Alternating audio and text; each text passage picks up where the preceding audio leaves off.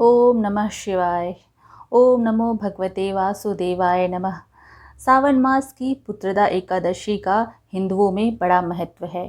यह दिन भगवान श्री हरि विष्णु जी की पूजा के लिए समर्पित है। इस दिन भक्त उपवास करते हैं और भक्ति पूर्वक भगवान विष्णु जी की पूजा करते हैं। पुत्रदा एकादशी का व्रत वर्ष में 2 बार पौष व श्रावण में आता है। पौष माह की शुक्ल पक्ष की एकादशी को पौष पुत्रदा एकादशी के नाम से एवं श्रावण माह की शुक्ल पक्ष की एकादशी को श्रावण पुत्रदा एकादशी के नाम से जाना जाता है। पद्म पुराण के अनुसार सांसारिक सुखों की प्राप्ति और पुत्र इच्छुक भक्तों के लिए पुत्रदा एकादशी व्रत को फलदायक माना जाता है। संतानहीन या पुत्रहीन जातकों के लिए इस व्रत को बेहद महत्वपूर्ण माना जाता है। आइए अब इस कथा को प्रारंभ करते हैं। धर्मराज युधिष्ठिर कहने लगे कि हे भगवान, श्रावण शुक्ल एकादशी का क्या नाम है? व्रत करने की विधि तथा इसका महात्म्य कृपया करके कहिए। मधुसूदन कहने लगे कि इस एकादशी का नाम पुत्रदा है। अब आप शांतिपूर्वक इसकी कथा सुनिए। इसके सुनने मात्र से ही वाजपेयी यज्ञ का फल मिलता है। द्वापर युग के आरंभ में महिष्मती नाम की एक नगरी थी। उस नगरी में महाजीत नाम का एक राजा राज्य करता था। वह पुत्रहीन था, इसलिए वह सदा दुखी रहता था। उसे वह राज्य, सुख और वैभव सभी कुछ बड़ा ही कष्टदायक प्रतीत होता था, क्योंकि पुत्र के बिना मनुष्य को इहलोक और परलोक में सुख नहीं मिलता है। राजा ने पुत्र प्राप्ति के लिए बहुत उपाय किए, किंतु उसका हर उपाय निष्फल रहा। जैसे जैसे राजा महाजीत वृद्धावस्था की ओर बढ़ता जा रहा था, वैसे वैसे उसकी चिंता भी बढ़ती जा रही थी।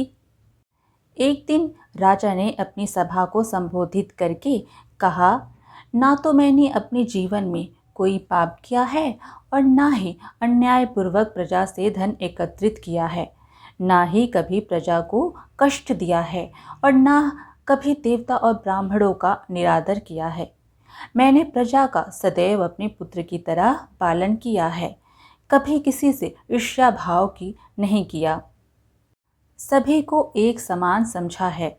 मेरे राज्य में कानून भी ऐसे नहीं हैं जो प्रजा में अनावश्यक डर उत्पन्न करें। इस प्रकार धर्मयुक्त राज्य करने पर भी मैं इस समय अत्यंत कष्ट पा रहा हूँ। इसका क्या कारण है, मेरी समझ में कुछ नहीं आ रहा है।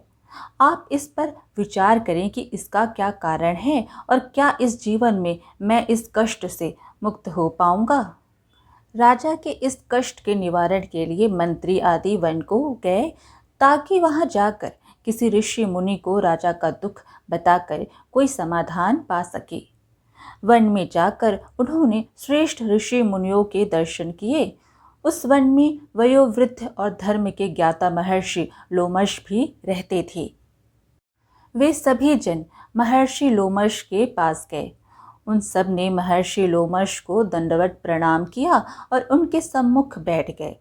महर्षि के दर्शन से सभी को बड़ी प्रसन्नता हुई और सब ने महर्षि लोमश से प्रार्थना की, हे देव, हमारे अहोभाग्य है कि हमें आपके दर्शनों का सौभाग्य प्राप्त हुआ। मंत्री की बात सुन लोमश ऋषि ने कहा, हे मंत्रीवर, आप लोगों की विनम्रता और सद्व्यवहार से मैं अति प्रसन्न हूँ। आप मुझसे अपने आने का प्रयोजन कहें, मैं आपके कार्य को अपने सामर्थ्य के अनुसार अवश्य ही करूँगा, क्योंकि हमारा शरीर ही परोपकार के लिए बना है।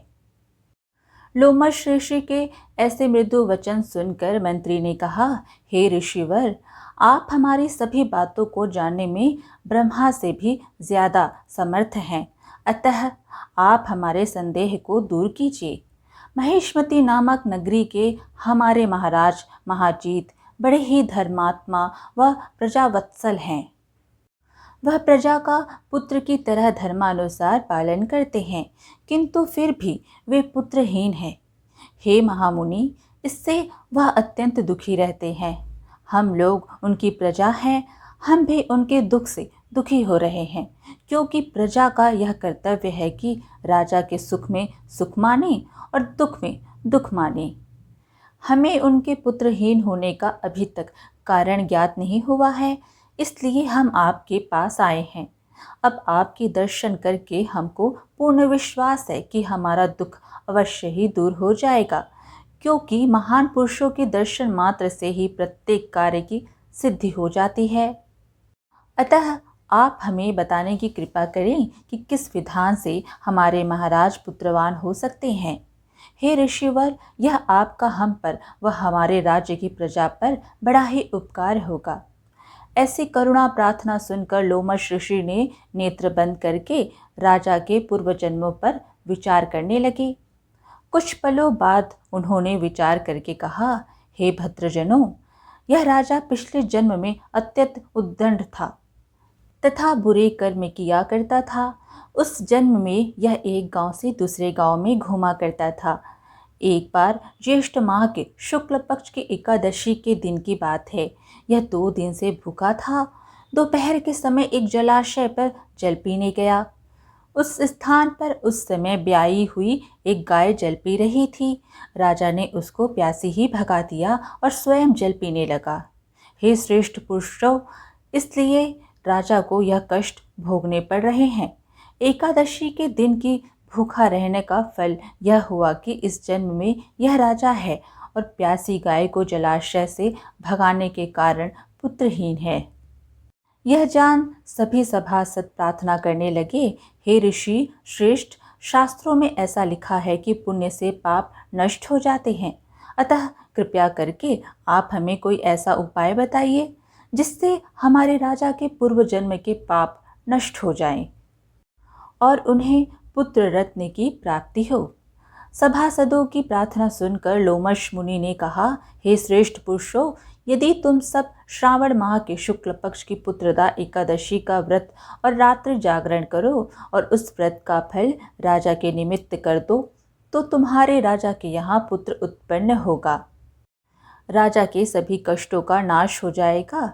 इस उपाय को जानकर मंत्री सहित सभी ने महर्षि को कोटि कोटि धन्यवाद दिया तथा उनका आशीर्वाद लेकर अपने राज्य में लौट आए। तदुपरांत उन्होंने लोमश ऋषि की आज्ञा अनुसार पुत्रदा एकादशी का विधान पूर्वक उपवास किया और द्वादशी को उसका फल राजा को दे दिया। इस पुण्य के प्रभाव से रानी ने गर्भ धारण किया और 9 माह पश्चात एक अत्यंत तेजस्वी पुत्र को जन्म दिया। इसलिए हे राजन, इस श्रावण शुक्ल एकादशी का नाम पुत्रदा पड़ा। अतः संतान सुख की इच्छा हासिल करने वाले इस व्रत को अवश्य करें। इसके महात्म्य को सुनने से मनुष्य सब पापों से मुक्त हो जाता है और इस लोक में संतान सुख भोगकर परलोक में स्वर्ग को प्राप्त होता है। इस प्रकार आज की कथा यहीं पर समाप्त हुई। फिर मिलेंगे एक और धार्मिक कथा के साथ। वीडियो पसंद आए तो लाइक शेयर ज़रूर करें और धार्मिक कथाएं सुनने के लिए हमारे चैनल को सब्सक्राइब कर लीजिए। धन्यवाद।